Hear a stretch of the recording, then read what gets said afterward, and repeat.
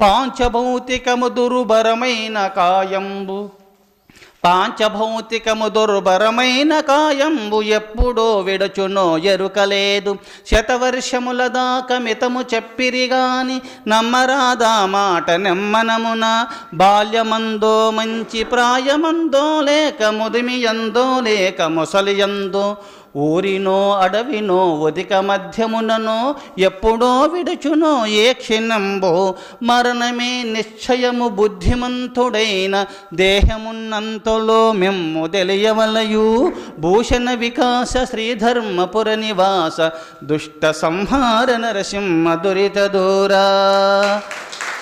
బాల్యావస్థల యవనావస్థ కాకౌంది జరావస్థలు ముసలితనాలు వస్తూ పోతుంటాయి. ఇది యవనావస్థలో పోతుందో వార్ధక్యావస్థలో పోతుందో బాల్యావస్థలో శరీరము పోక తప్పదు. కావున ధీరులై ఎప్పుడు పరమాత్మ చింతన చేస్తూ ఆ భగవంతుల్లో ఐక్యం కండి అని నరసింహ శతకంలో శేషప్ప కవీంద్రుల వారు లోకానికి అందించిన దివ్య సందేశం ఇది. పచ్చి చర్మము తిత్తి పసలేని దేహంబు లోపలనంతట రోయరోత నరములు శల్యముల్ నవరంధ్రముల రక్త మాంసంబు కండలు మైల తిత్తి బలువైన ఎండవానల కోర్వదెంతైన తాళలేదా కలికి దాహమునకు సకల రోగములకు సంస్థానమయ్యుండు నిలవద స్థిరమైన నీటి బుగ్గ.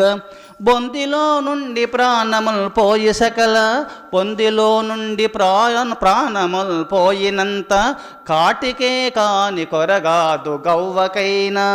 భూషణ వికాస శ్రీధర్మపుర నివాస దుష్ట సంహార నరసింహ దురిత దూరా.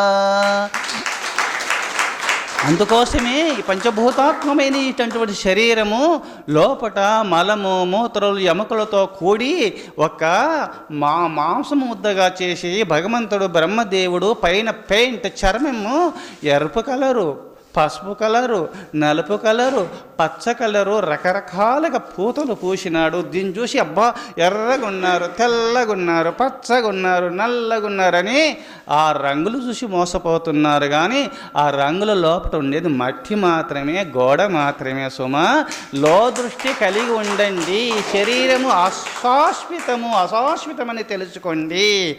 అందుకోసమే మరణించిన తర్వాత గవ్వగూడంగా ఇది కోర కాదు.